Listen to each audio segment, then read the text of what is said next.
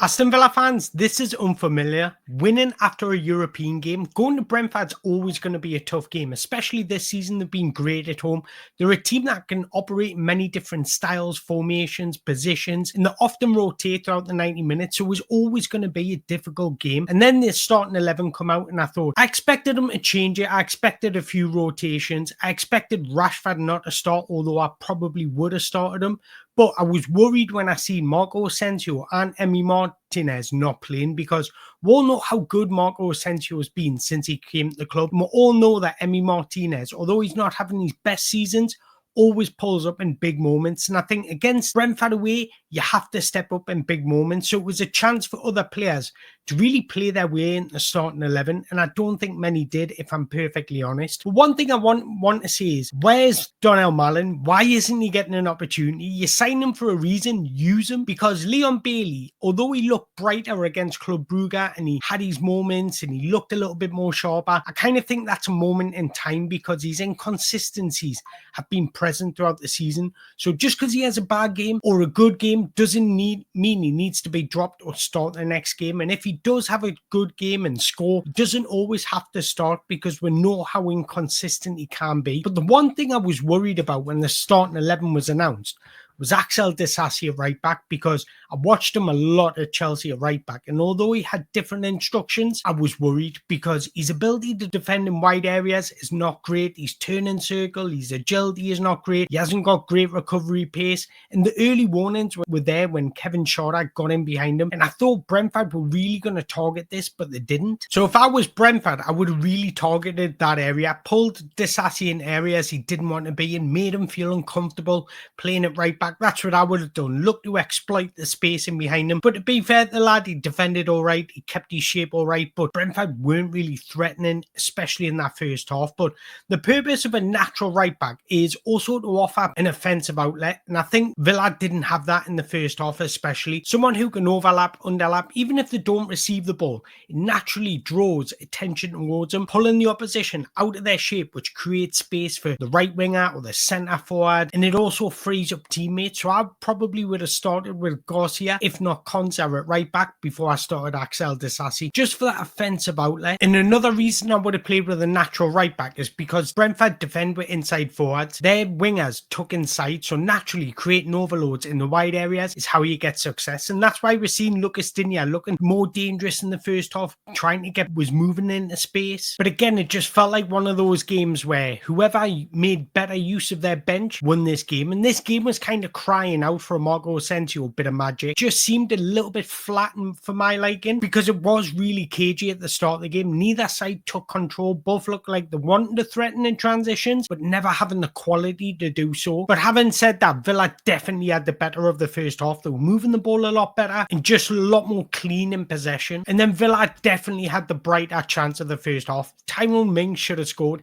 Any more solid contact on that ball and he scores. It kind of felt like he was a bit hesitant. He didn't expect the ball to come, but once again, Yuri Tielemans began to get on the ball a lot more. And what I enjoyed about Yuri Tielemans today, he was the only player looking to play forward, punching passes into the advanced areas, looking to break lines, looking to be a threat in transitions. I really enjoy watching Yuri Tielemans. He's a class act. But what I thought Aston Villa had done brilliantly, and it was a bit of tactical genius from Unai Emery. They created a triangle in midfield, and then they started bossing the middle of the pitch. That was preventing Brentford getting any rhythm. And this is why Aston Villa looked a lot more bright. They were sharper in the passing because they always had an option, and they were holding width and moving better off the ball than Brentford. Don't get us wrong, it was still incredibly flat in the first half, but they were definitely the better side because Brentford weren't offering anything. And there was moments in the first half where transition break was on, but once again, Villa's players looked slow, they looked lethargic, they were making the wrong decisions, or they were turning backwards in possession. I've seen that a lot from Jacob Ramsey. He was getting into good positions,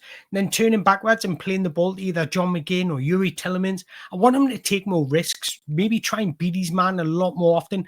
I'd rather my winger try and beat his man 10 times, be successful twice, than not do it at all. So half time came. Villa definitely the better of the first half without creating multiple chances or looking really threatening. And then he brought on Matty Cash for Bailey, which I didn't quite understand at the time, because I'm sitting there thinking, what's Mallon got to do to get on this pitch? This this game is crying out for somebody dynamic with pace, explosiveness, somebody like Marcus Rashford. So I was thinking in my head, I don't quite understand this. Are they going to a back five? Or are they going to try and play with wing backs? But it did look like Matty Cash was playing that wing back role. But what do you need in the second half? No team could get any worse. You needed a big player to step up in a big moment. And that's exactly what Ollie Watkins did. Scoring against Brentford, his old club, once again. He just can't help himself, can he? And then Watkins turns provider for Morgan Rogers, but it was called offside. The signs were there. And then I was thinking in my head, it's a great start from Villa. Let's build on this. Brentford actually come back into the game, which it was surprising to see because Brentford couldn't find any rhythm. They just looked off it and they were there to be beaten. But for the opening 10 minutes of that second half, Villa looked really bright. And I thought, this is going to be them for the rest of the game. They're just going to take control of this game, be more threatening, devastating in transitions. And they'll just impose their game on Brentford. But it didn't really work out that way. For Villa, it was about managing the game, controlling the game out of possession, and being a solid defensive structure. But Brentford began to work themselves back in the game. Brentford were always going to have their moments, but they began to push Villa further and further back. And you kind of just felt, Villa, come on, just wake up a little bit. I know it's easier said than done, but you don't know how much quality is in this Villa side. And speaking of quality, there's two players I want to talk about. Yuri Tillemans, because once again, he was the best player on the pitch, in my opinion. Getting on the ball, showcasing his excellent game knowledge by moving the ball sharply, excellent ball appreciation, looking to play forwards at every opportunity. That's what I love in a footballer. Taking risks to win the games. He was breaking lines with his ball carrying and his vision, but he was defensively aware as well, showing great tenacity off the ball. And I just think he's slowly becoming a well-rounded player. He's versatile. He can play an attack midfielder role. He can play as a deep line playmaker. He can play as a box-to-box midfielder. He's got all the attributes you want in a Unai Emery side or in a footballer, to be honest. And signing Yuri Tillemans on a free is one of the bargains of the century. I can't lie. He's that good. He's unbelievable. It's good to see Kamara back, and I think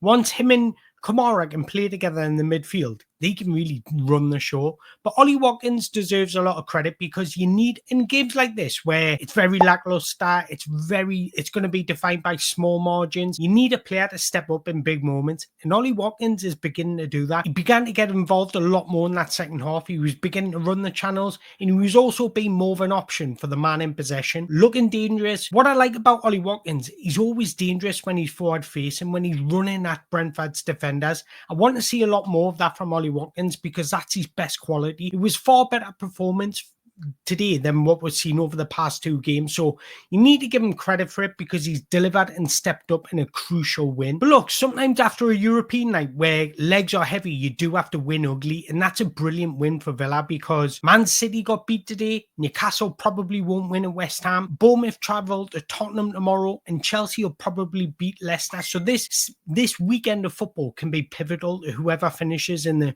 European places. Villa are keeping pace. That's all you can ask for because they've got the hardest job this season. They've got to compete deep in the Champions League. They're competing deep in the FA Cup, and they need to qualify for European football. And they've probably been the most unluckiest team through injuries because, yes, they might not have had as many injuries as others, but it just seems like all the injuries have been in key areas. But look, they rode the luck sometimes in that second half. They defended well. They were brilliant box defenders, to be honest.